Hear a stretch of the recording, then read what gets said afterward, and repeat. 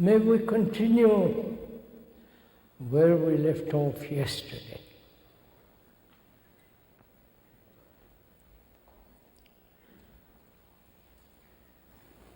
We were talking about fear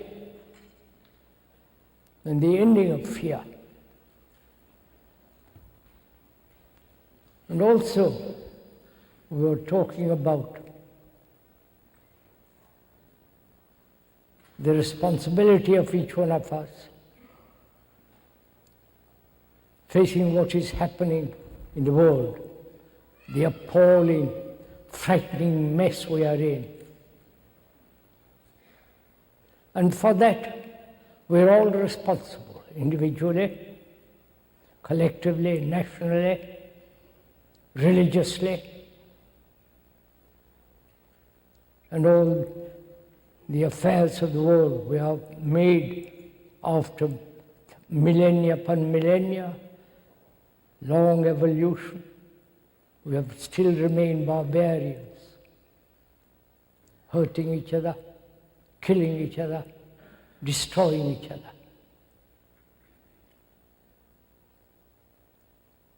We've had freedom to do exactly what one liked.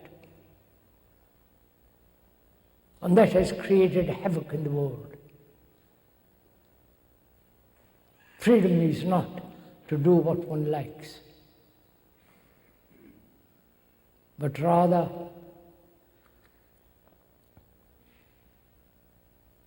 to be free from all the travail of life, from the problems which we went into yesterday morning, from our anxieties, from our psychological wounds, from all the conflict that we have put up with for many, many, many millennia. And also to be free from fear. We talked about all these things yesterday afternoon. And also we said these gatherings, this meeting, is not a lecture on any particular subject to inform, to instruct, to put it into a certain pattern. But rather, it is our responsibility together to investigate, to explore into all the problems of our life, our daily life. Not some speculative concepts or philosophies, but to understand the daily pain, the boredom, the loneliness, the despair, the depression, and the endless conflict which man has lived with.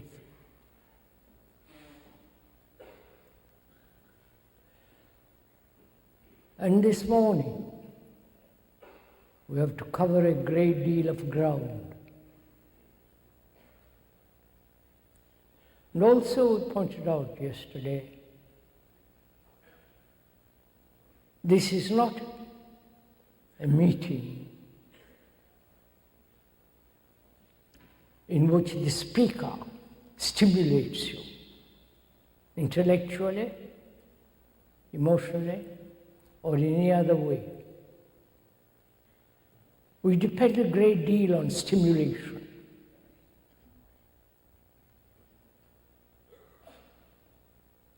It's a form of commercialism.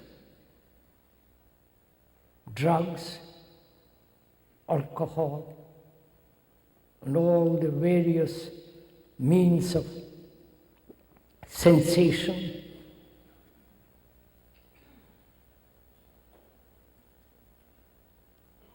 And we want also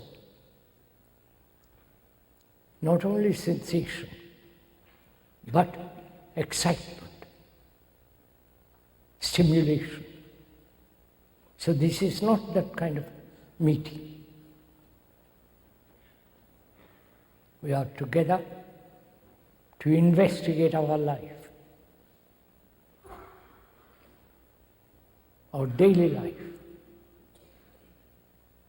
That is to understand oneself, what one is actually.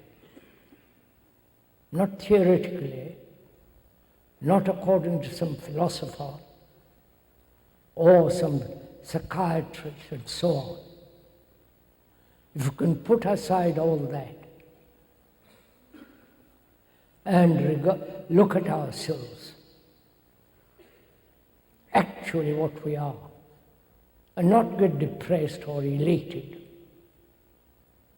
but to observe, which is to understand the whole psychological structure of our being, of our existence. And we talked about it yesterday as one of the things that human beings go through all their life is a form of fear. And we went through it very carefully. That time, thought are the root of fear. We went into that, what time and thought is. Time is not only the past, the present and the future, but in the now, in the present, all time is contained. Because what we are now, we will be tomorrow, unless there is a great fundamental mutation in the very psyche itself, in the very brain cells themselves. We talked about it. And we also should talk over this morning together. Please, if one may point out, you and the speaker are taking a journey together. A long, complicated journey. And to take that journey, one mustn't be attached to any particular form of belief. Then that journey is not possible. Or to any faith, or to some conclusion or ideology or concept. It's like climbing the Everest or some of the great, marvelous mountains of the world. One has to leave a great deal behind. Not carry all your burdens up the steep hills, mountains. So in taking the journey together, and the speaker means together, not that he is merely talking and you agreeing or disagreeing. If we could put those two words aside completely, then we can take the journey together. Some may want to walk very rapidly, or the others may lag behind. But a journey, all the same, together. We ought also to talk over together why human beings have always pursued pleasure as opposed to fear. We've never investigated what is pleasure, why we want everlasting pleasure in different ways: sexual, sensory, intellectual, the pleasure of possessions, the pleasure of acquiring a great skill, the pleasure that one derives from having a great deal of information, knowledge. And the ultimate gratification is what we call God. As we said, please don't get angry or irritated or want to throw something at the speaker.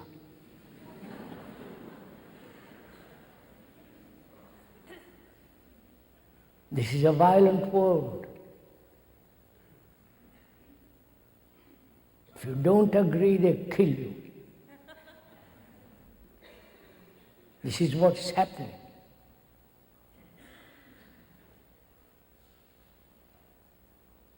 And here, we're not trying to kill each other. We're not doing any kind of propaganda or convince you of anything. But we're going to face the truth of things, not live in delusions. And without delusions, it's very difficult to observe. If you are deluding yourself or not facing actualities, then it becomes impossible to look at oneself as one is. But we like delusions, illusions, every form of deception.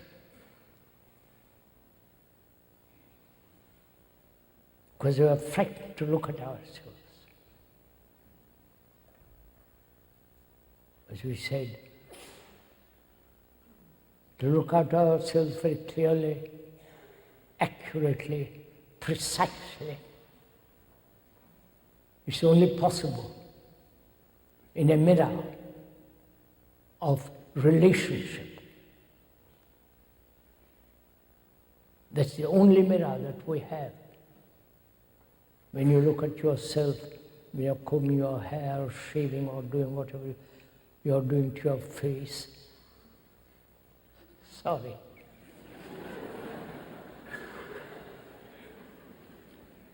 You look at your mirror, sorry.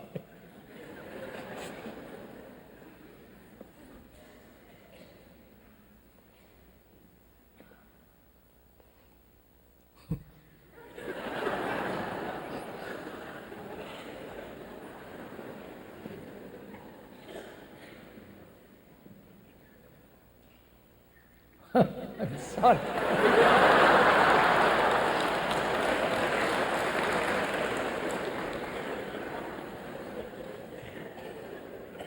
I'm glad you approve.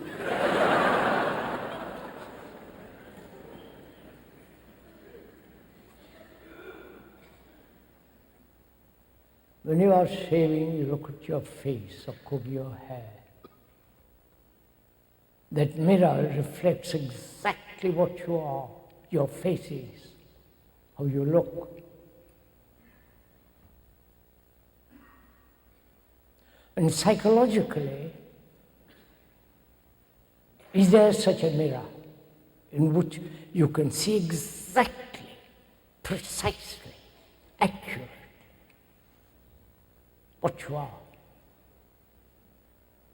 As we said, there is such a mirror, which is one's relationship, however intimate it be, whether it's man, woman.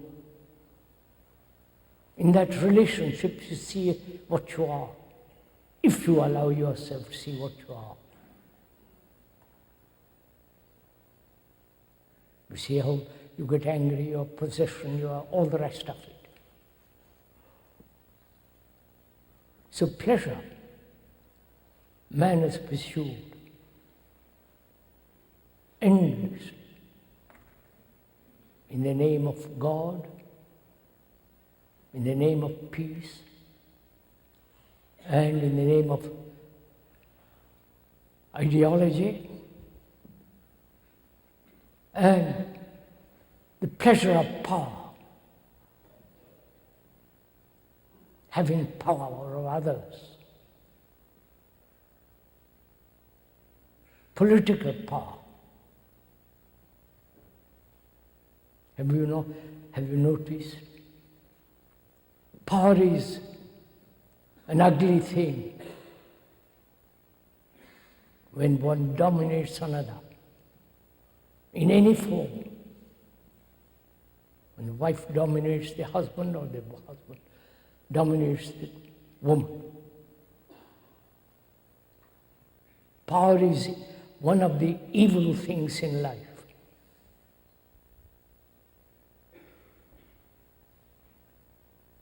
And pleasure is the other side of the coin of fear. When one understands deeply, profoundly, seriously the nature of fear,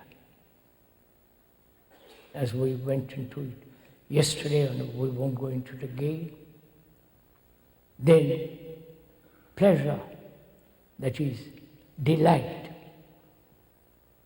seeing something beautiful, seeing the sunset or the morning, light, the dawn, the marvelous colors,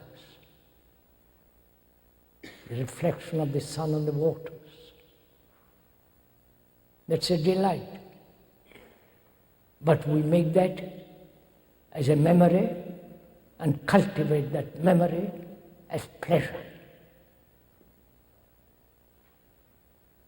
And also, as we said, but just look at it, not do something about it. I don't know if you've gone into the question of action. What is action? We're also active from morning till night. Not only physically, but psychologically. The brain everlastingly chattering, going from one thing to another, endlessly. During the day and during the night, the dreams. The brain is never at rest. It's perpetually in motion. I do not know if you've gone into that question of action.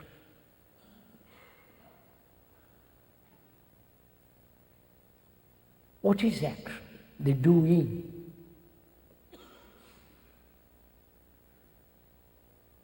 Is it? The very word, doing, is the present. It's not having done or will do. Action means the doing now.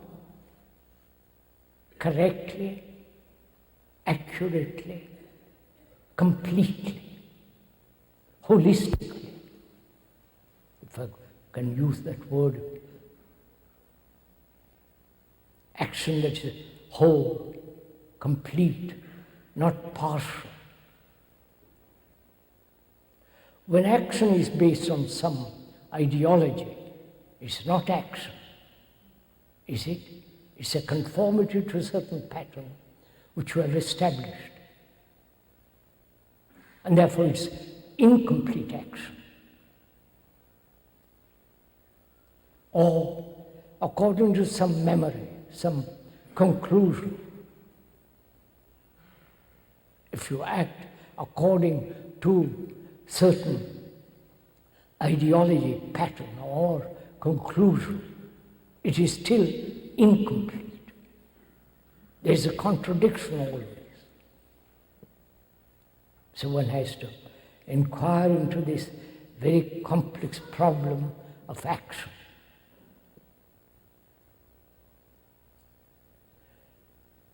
Is action related to disorder or to order? You understand? We live in disorder. Our life is disorderly, confused, contradictory, saying one thing, doing another, thinking one thing, and quite the opposite in our action. So, what is order and disorder?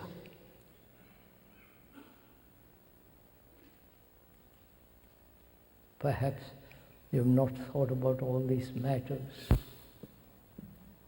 So let us think together about all this. And Lord, please don't let me talk to myself. It's still early in the morning. And you have a whole day in front of you. So let us be aware together of this question. What is order and what is disorder, and what is the relationship of action to order and disorder? We more or less explain what is action. The very word to act means the present, acting. You are sitting there. And what is the relationship?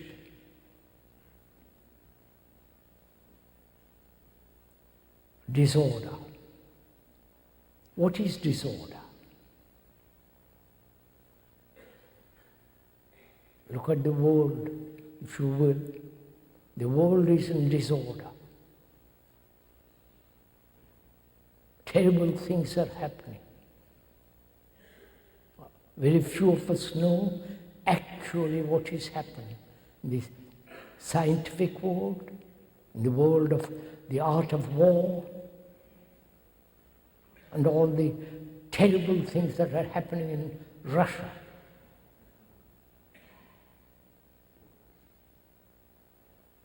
And the poverty in all countries. The rich and the terribly poor.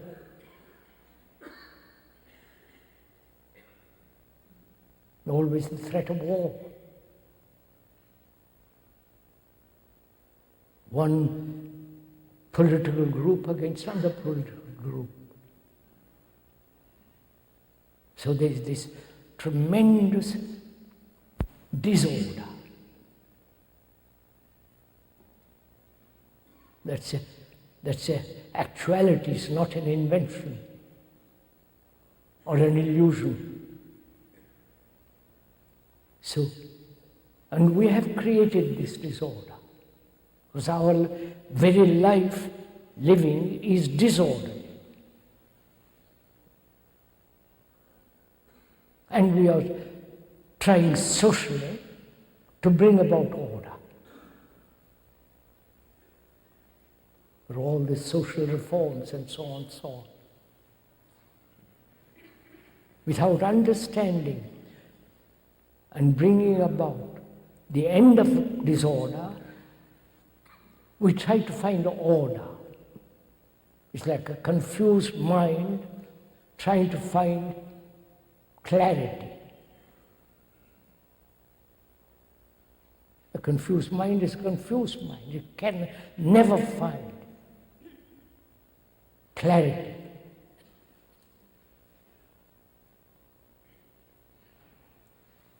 So, can there be an end to disorder in our life, our daily life? Not in order in heaven or in other place, but in our daily life, can there be order? The end of disorder. And then, when there is the end of disorder, there is naturally order. That order is living. It's not according to a certain pattern or a mode. So we are investigating, looking at ourselves and learning about ourselves. Learning is different from acquiring knowledge. Please, this is rather, if you will kindly give your attention to this little bit, that learning is an infinite process, limitless process. Whereas knowledge is always limited. And learning implies not only observing visually, optically, but also observing without any distortion. Seeing things exactly as they are. That requires that discipline. Please, the word discipline, as we said yesterday, means the word comes from the word from disciple. Disciple is one who is learning. Not the terrible discipline of orthodoxy, tradition, of following certain rules, dictates and so on. It's learning.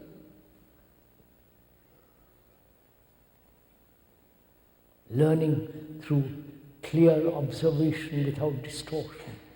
Hearing things exactly what the other fellow is saying, without any distortion. And learning is not accumulative because you're moving. Do you understand all this? So, in learning what is disorder in ourselves,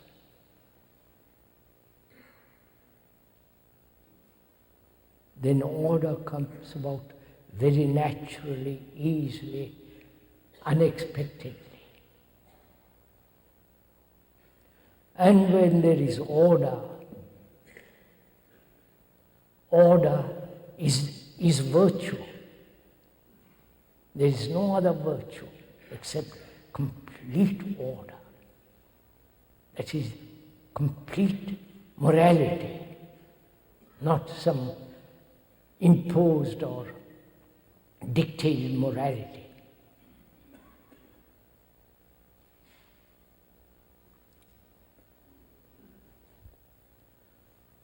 Then we ought also talk over together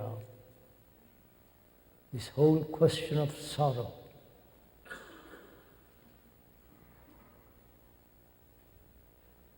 You don't mind? Because man and woman, children throughout the world, whether they live behind the iron curtains, which is most unfortunate for them, whether they live in South Asia or India or Europe or here, every human being, whether rich or poor, intellectual, or just ordinary layman like us, we all go through every form of suffering. Have you ever looked at people that have cried through centuries, through thousands of wars? The husband, the wife, the children. There's immense sorrow in the world. Not that there is not also pleasure, joy and so on. But in understanding, in perhaps ending sorrow, we'll find something much greater. So we must go into this complex question of sorrow. And whether it can ever end, or man is doomed forever to suffer. Suffer not only physically, which depends how ordinary life one leads, whether your body is drugged or tobacco, nicotine, alcohol, and all that, whether your body has been destroyed. And psychologically, inwardly, we have suffered enormously without perhaps not saying a word about it, or crying your heart out.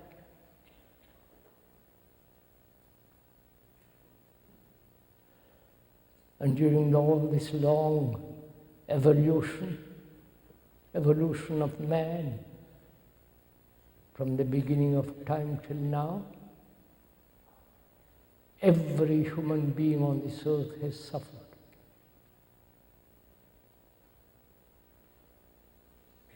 Suffering is not merely the loss of someone you think you like or love, but also the suffering of the very poor, the illiterate. If you go to India or other parts of the world,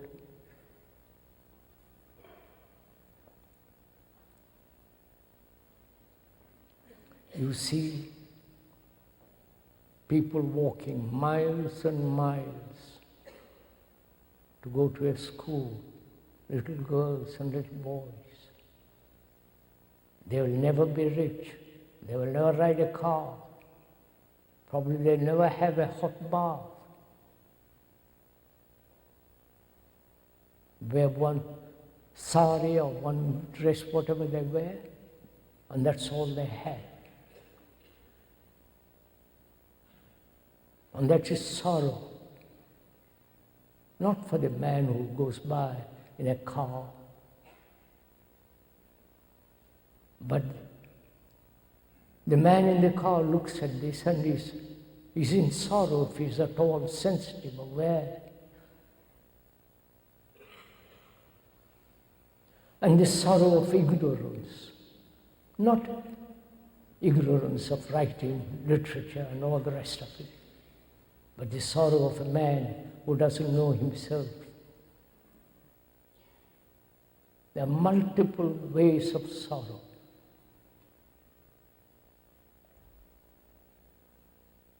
And we're asking, can this sorrow end in with each one?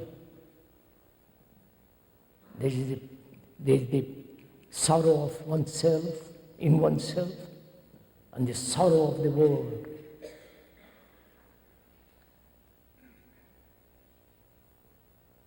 Thousands of wars. People maimed, hurt, appalling cruelty. Not a particular form of cruelty, of which you are talking a great deal, a particular form. And you are rebelling against that particular form. But you never ask, is there an end to cruelty? Every nation on earth has committed cruelty. It's appalling. And we're still perpetuating that cruelty. And cruelty brings enormous sorrow.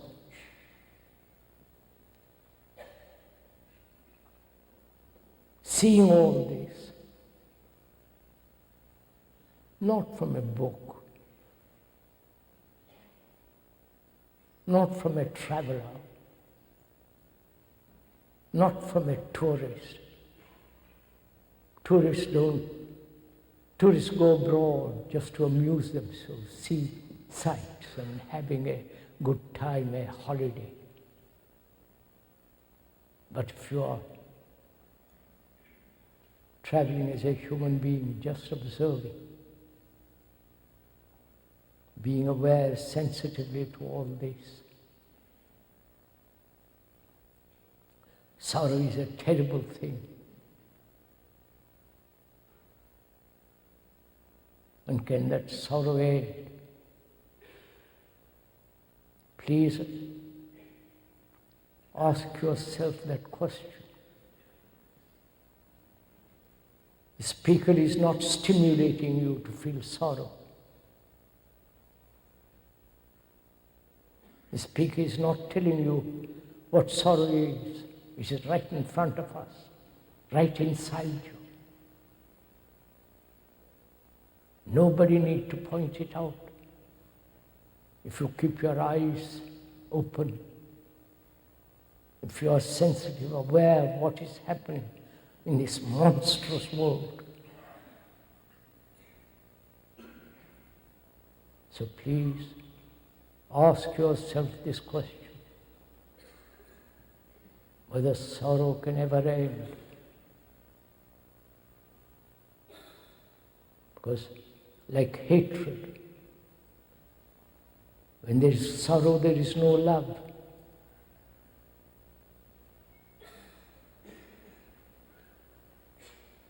When you are suffering, concerned with your own suffering, how can they be loved?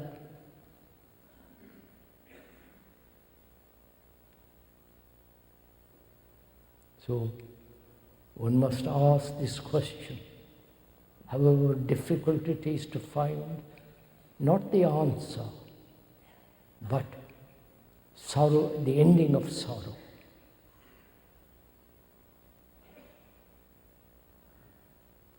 What is sorrow?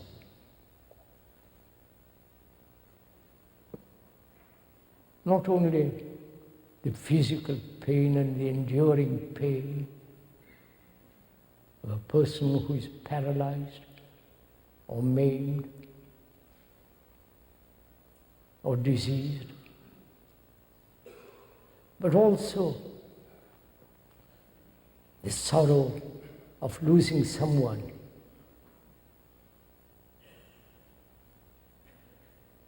Death. We'll talk about death presently.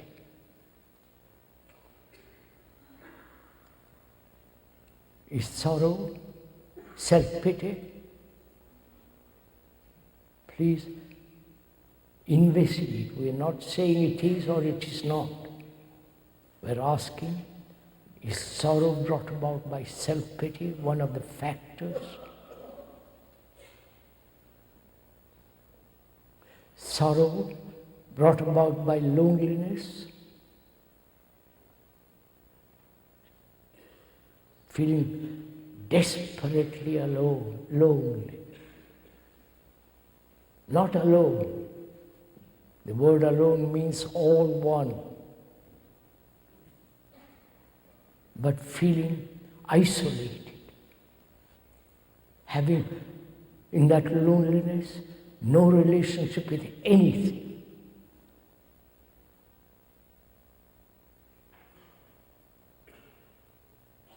Is sorrow merely an intellectual affair? To be rationalized, explained away? Or to live with it without any desire for comfort? You understand? To live with sorrow, not escape from it, not rationalize it, not find some elusive or exclusive comfort, religious or some illusory romantic escapes, but to live with something that has tremendous significance.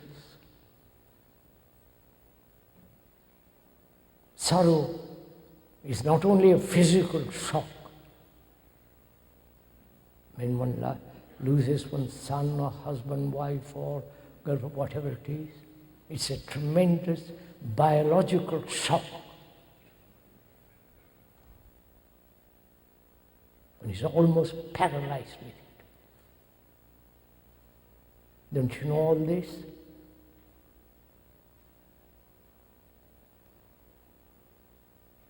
And there's also the sense of desperate loneliness.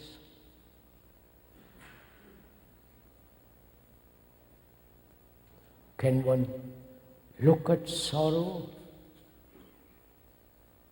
as it is actually in us and remain with it, hold it, and not move away from it?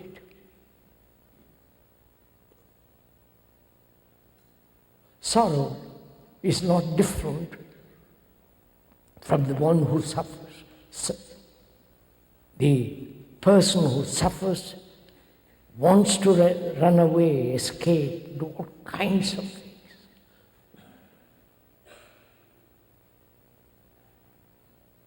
But to look at it as you look at a child, beautiful child, to hold it, never escape from it. Then you will see for yourself, if you really do it deeply, that there is an end to sorrow. And when there is an end to sorrow, there is passion. Not lust, not sensory stimulation, but passion. And very few have this passion, because we are so consumed with our own griefs, with our own pains, with our own pity and vanity and all the rest of it. We have a great deal of energy. Look what is happening in the world. Tremendous energy to invent new things, new gadgets, new ways of killing others. To go to the moon needs tremendous energy and concentration, both intellectual and actual. We've got tremendous energy, but we dissipate it by conflict, through fear, through endless chattering about nothing. And passion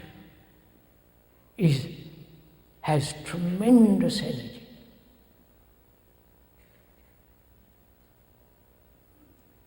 That passion is not stimulated. It doesn't seek stimulation. It's there, like a burning fire. It only comes when there is the end of sorrow. And when you have this sorrow, ending of it is not personal, because you are the rest of humanity, as we said yesterday afternoon. We all suffer. We all go through loneliness. Every human being on this earth, rich or poor, learned or ignorant. Everybody goes through tremendous anxieties, conscious or unconscious. Our consciousness is not yours, it's human consciousness. In the content of that consciousness is all your beliefs, your sorrows, your pities, your vanities, your arrogance, your search for power, position, wealth, and all that. All that is your consciousness, which is shared by all human beings. Therefore, it's not your particular consciousness. And that, when one really realizes that, not verbally or intellectually or theoretically or as a concept, but as an actuality, then you not only kill another, hurt another, but you'll have some other thing which is totally different, of a different dimension altogether.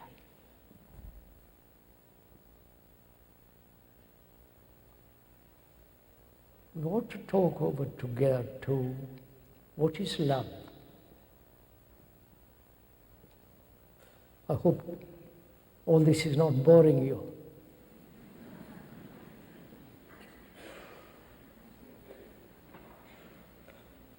If you want to take a breather, it's all right.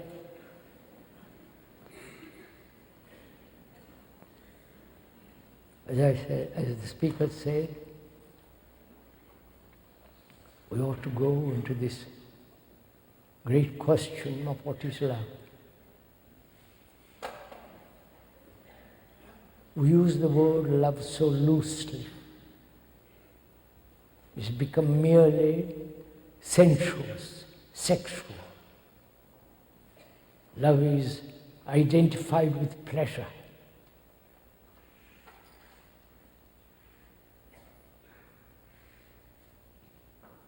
And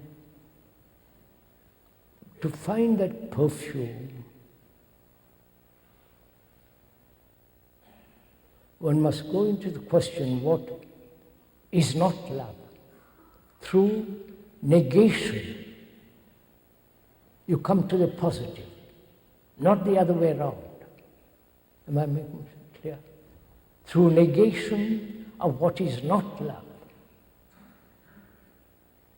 then you come to that which is immensely true, which is love. So, love is not hate, that's obvious. Love is not vanity, arrogance. Love is not in the hands of power. The people who are in power, wanting power. Doesn't matter over a small child, or wanting power over a whole group of people or a nation.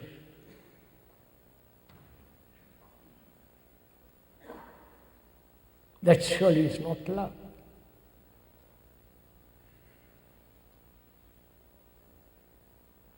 Love is not pleasure. Love is not desire. I don't know if we have time to go into the question of desire. Perhaps we may. Love is certainly not thought. So, can you put aside all that?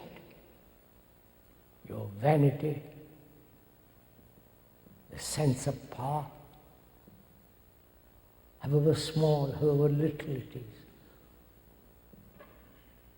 It's like a worm.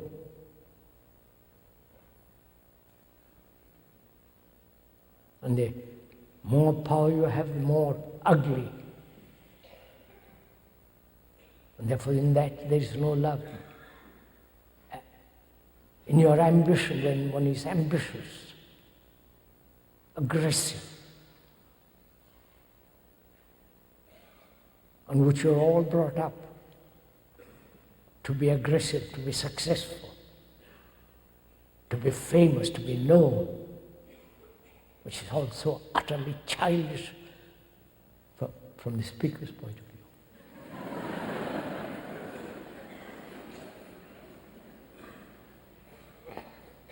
How can they be loved?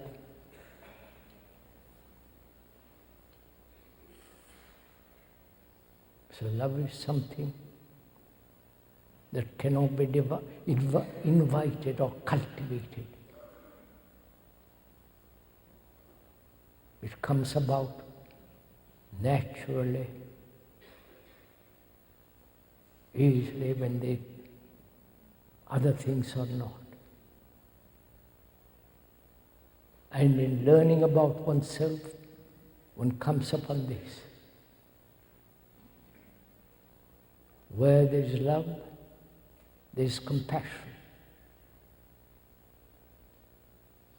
And compassion has its own intelligence. That is the supreme form of intelligence. Not the intelligence of thought, intelligence of cunning, deceptions and all the rest of it. It's only when there is complete love and compassion, there is that excellence of intelligence which is not mechanical.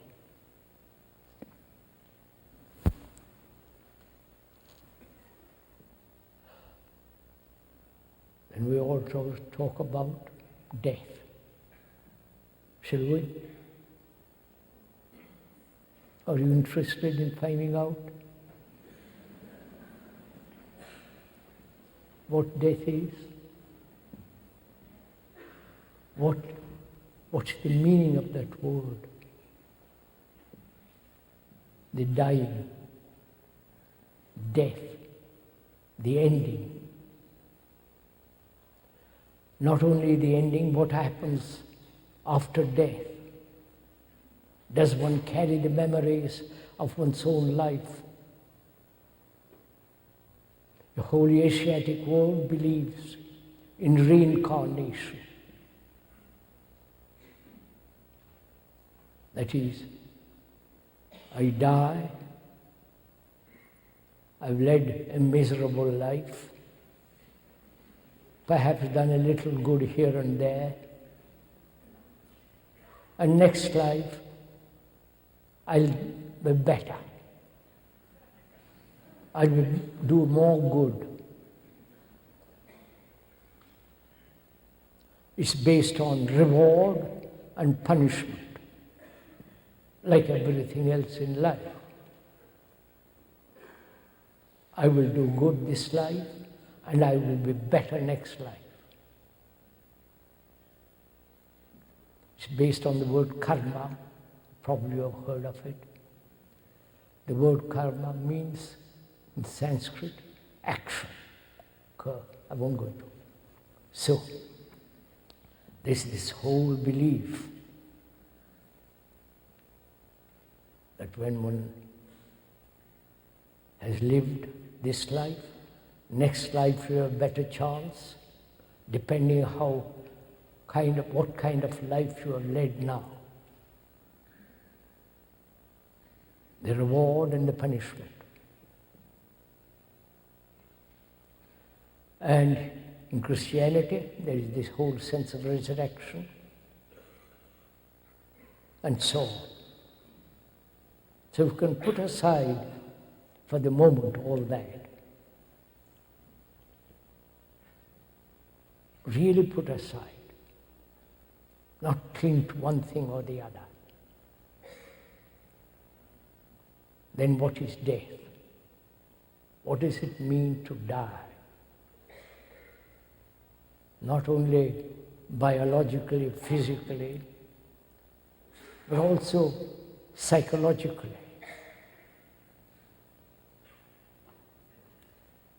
All the accumulation of memories, one's tendencies, the skills, the idiosyncrasies, the things that one has gathered, whether it be money, knowledge, friendship, whatever you will, all that you have acquired. And when death comes and says, sorry, you can't take anything with you.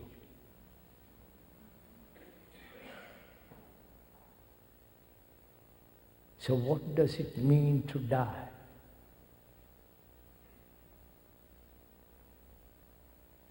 Can we go into this question? Or are you frightened?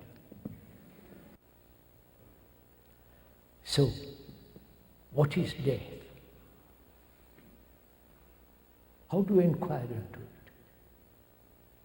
You understand? I'm living. I'm taking as an example. I'm living.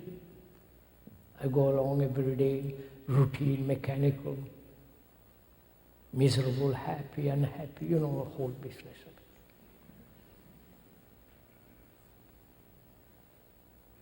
it. And death comes through accident, through disease, through old age, senile.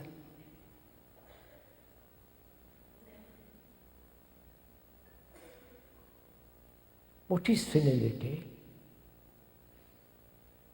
Is it only for the old?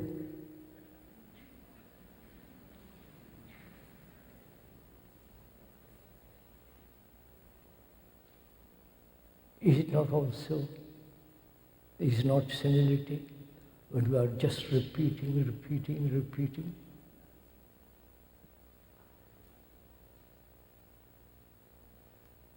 When we act mechanically, thoughtlessly.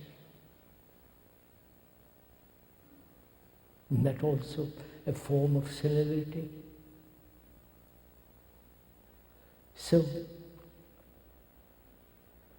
death. Because we are frightened of it. We never see the greatness of it. The extraordinary thing, like child, baby being born.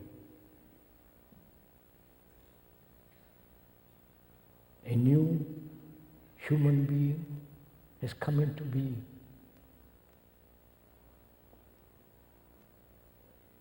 That's an extraordinary event.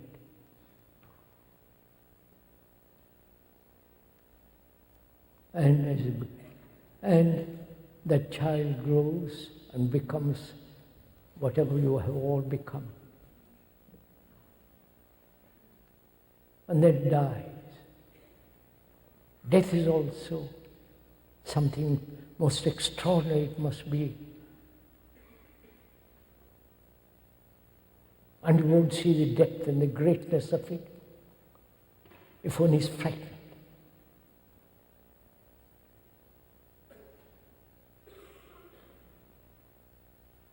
So what is death?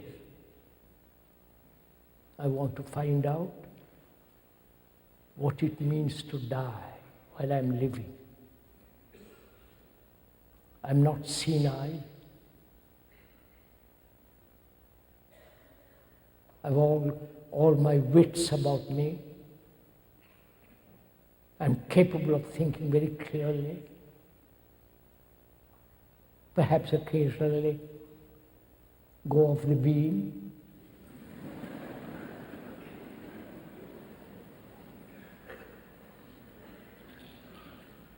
But I'm active,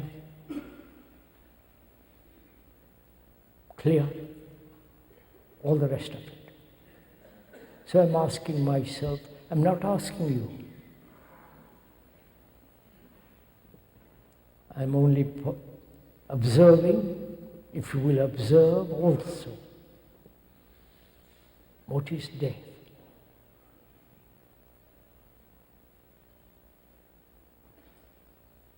Death means surely the ending of everything.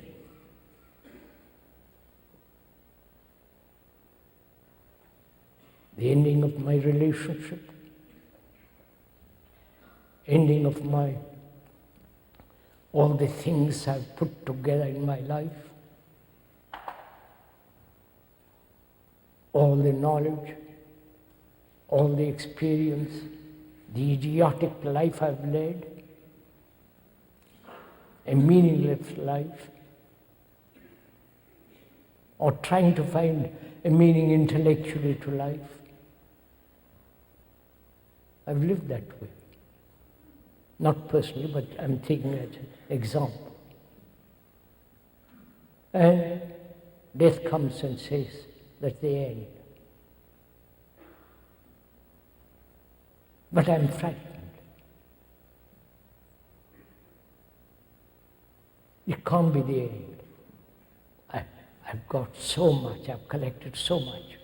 Not only furniture,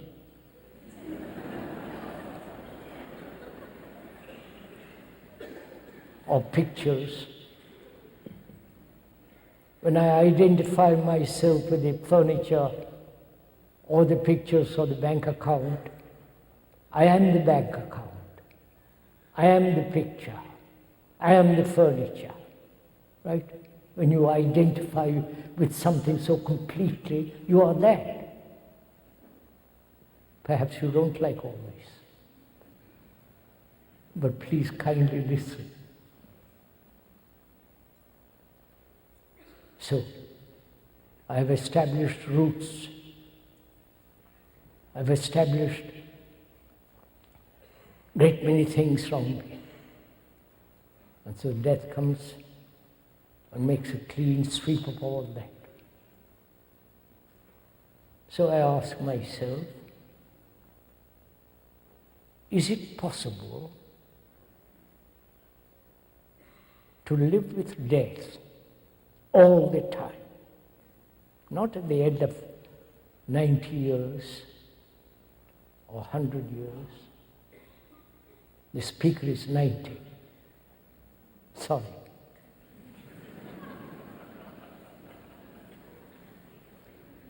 Not at the end of one's life, but can I, with all my energy, vitality,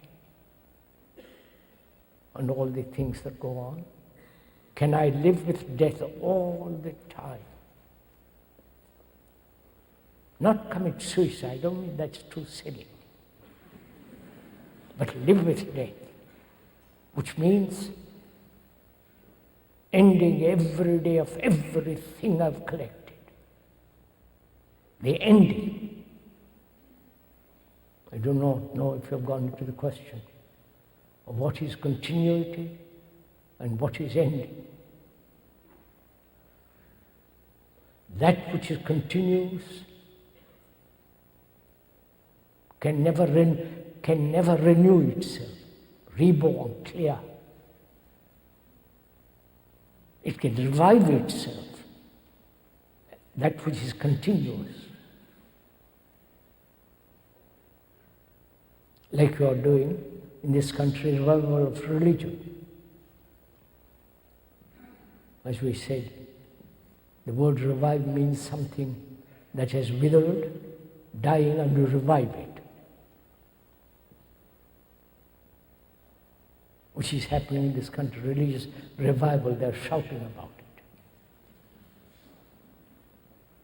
And I don't know if you have noticed, religions are organized religions, and the gurus and all the rest of them are tremendously rich people. Great property. Look at the religious. There is a temple in the south of India.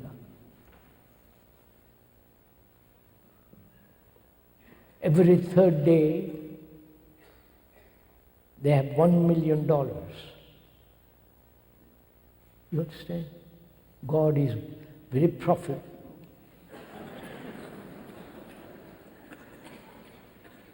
This is not cynicism. This is actuality. We are facing actuality. And you can't be cynical or despairing it is so. Either be optimistic or pessimistic. We have to look at these things. So can I live with death? Which means everything that I have done, collected, pain, sorrow, end. Ending is more important than continuity. The ending means the beginning, something new. If you merely continue, it's the same pattern being repeated in a different mode. Have you noticed another strange thing? We have made a great deal of mess in the world. Tremendous mess. And we organize to clear up that mess. Politically, religiously, socially, and economically. And when that organization or institution doesn't work, we invent another organization. And this never clearing up the mess, but bringing about new organizations, new institutions. And this is called progress. I don't know if you have not noticed all this. This is what we are doing. Thousands of institutions. The other day, we talked at the United Nations. War is going on. They have never stopped it, but they're reorganizing it.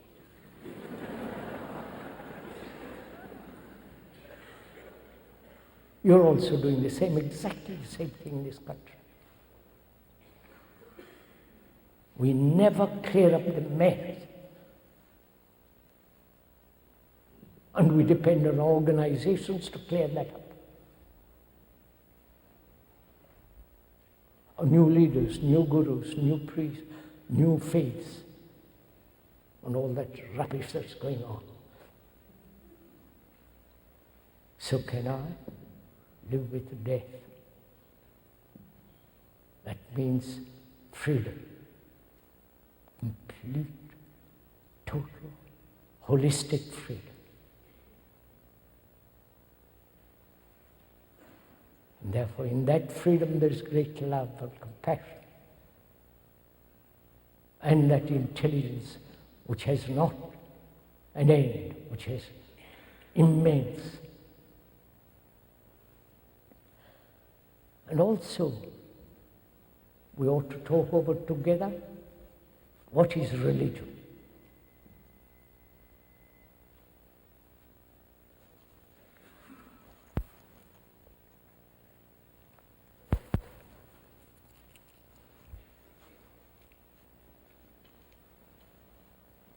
May we go on? You're not too tired?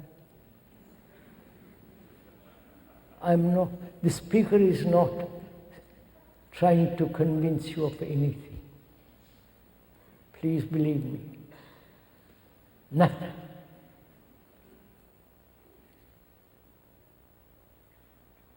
You're not trying to force you through stimulation, through some other means. We are both looking at the world, your personal world and the world about you. You are the world. The world is not different from you. You have created this world.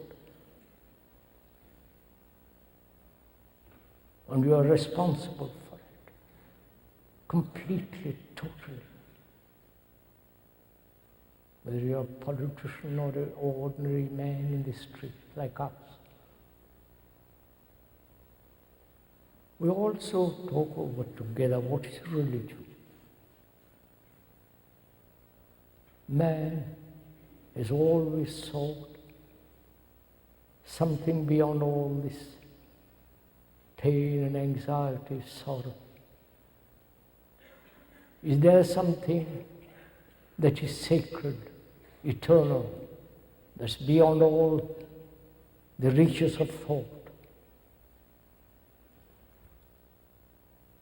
This has been one of the questions from ancient of times.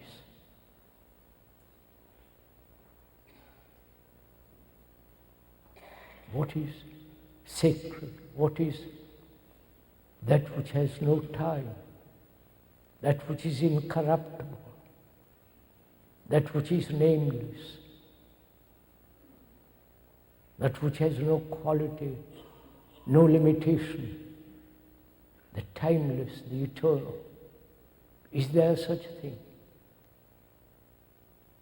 Man has asked this thousands and thousands of years ago.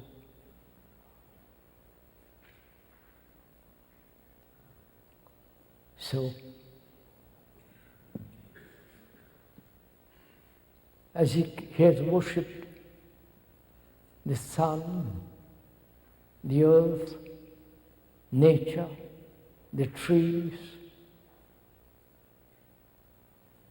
the birds, everything that's living on this earth, man has worshipped. Ancient times. If you have heard of the Vedas and the Upanishads, so they never mention God.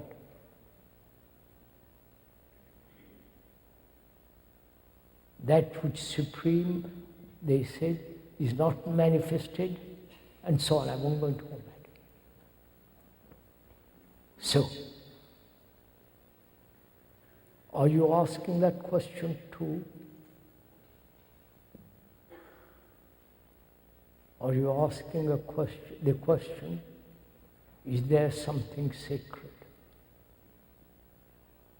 Is there something that is not put together by thought, as all religions are organized?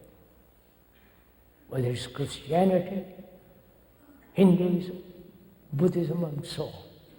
In Buddhism there is no God.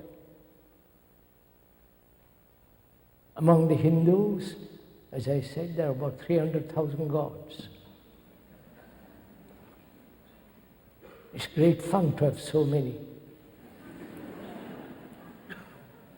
You can play with them all. And the gods of books. The God according to the Bible, the gods according to the Quran, the Islamic world.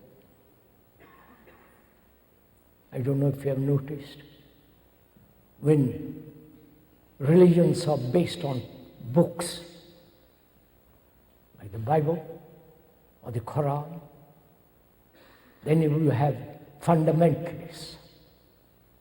Then you have people who are bigoted, narrow, intolerant,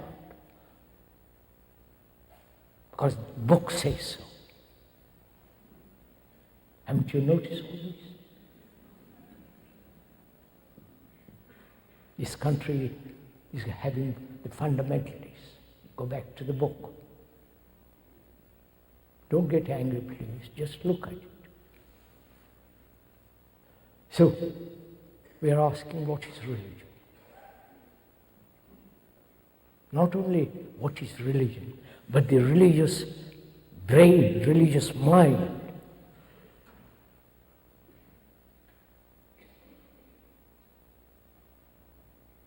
To inquire into that, deeply, not superficially, there must be total freedom.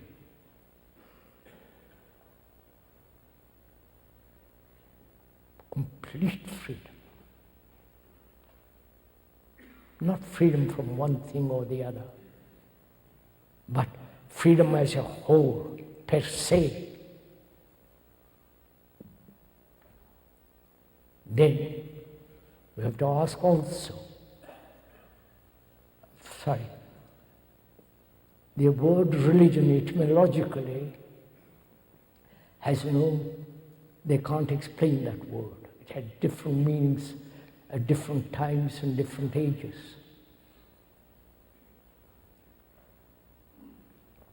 So we are asking, when there is that freedom, is it possible, living in this ugly world, is it possible to be so free from pain, sorrow, anxiety, loneliness, and all the rest of it? Then we have to find out also what is meditation.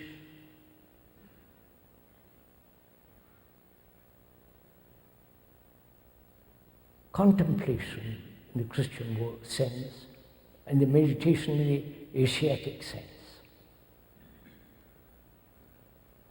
Probably meditation has been brought to this country by the yogis, gurus, and all those superstitious people, traditional people. And therefore they're mechanical. So we'll have to find out what is meditation. Do you want to go into it? Does it amuse you, or do you want to do it really? Is it a form of entertainment, meditation? First let me learn meditation, find out, and then I'll act properly. You understand the game one plays? Or do you, if there is order in one's life, real order as we explained, then what is meditation? Is it following certain systems, methods? The Zen method, the Buddhist meditation, the Hindu meditation, and the latest guru with his meditation. They are always bearded, full of money, and all the rest of the business.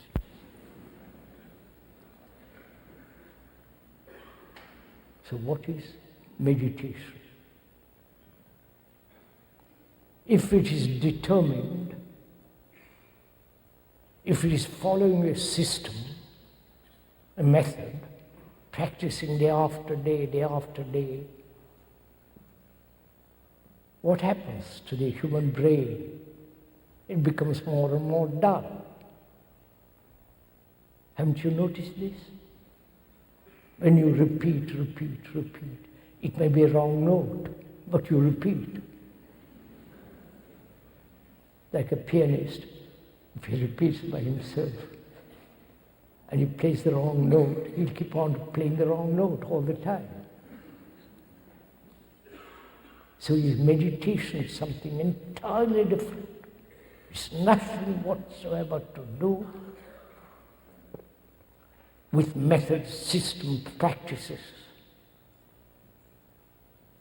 Therefore it can never be mechanical. It can never be conscious meditation. You understand what I'm saying? Do please understand this. It's like a man consciously wanting money and pursuing money. What's the difference between the two?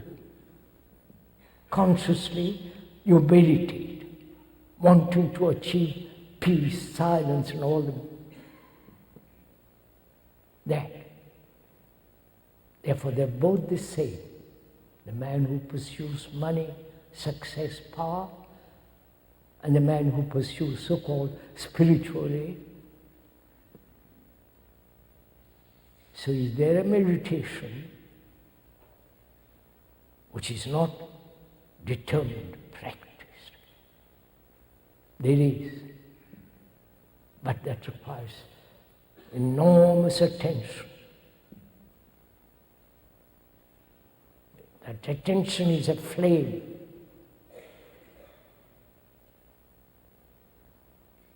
And that attention is not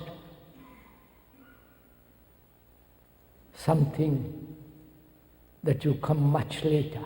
But attention now to everything, every word, every gesture, every thought. To pay complete attention, not partial. If you are listening partially now, you're not giving complete attention. When you're so completely attentive, there is no self, there is no limitation. And briefly, I must stop. The brain now is full of information cluttered up. There is no space in it.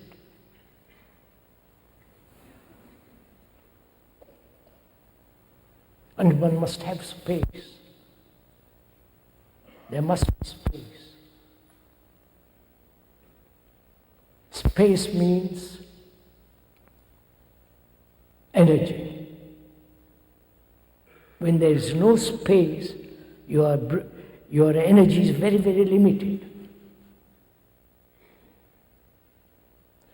And the brain, speaker is not a specialist on brain, though he has talked about it very deal with other scientists and so on. Not that it's a recommendation. They experiment on animals, on theories, on the accumulation of knowledge. But we are not scientists, we are laymen, ordinary people, humble, wanting to find out. There is a meditation which is not determined, put into a mold. But there is so on, I won't go into it. So the brain, which is now so heavily laden with knowledge, with theories, with power, position, all the rest of it, everlastingly in conflict and cluttered up, it has no space. And freedom, complete freedom, is to have that limitless space. Brain is extraordinarily capable, infinite capacity. But we have made it so small and petty.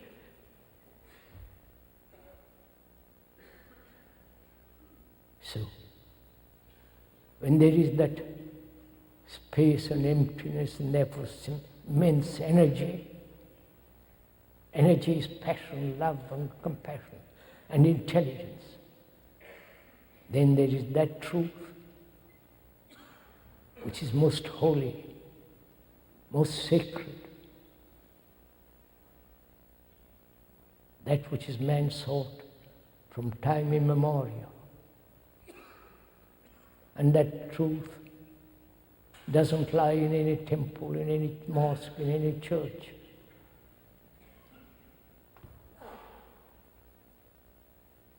And it has no path to it except through one's own understanding of oneself, inquiring, studying, learning.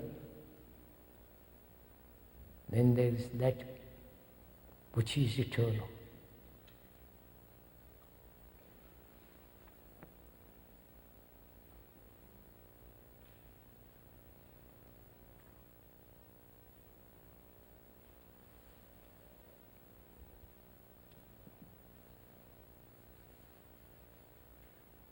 May I get up or will you get up?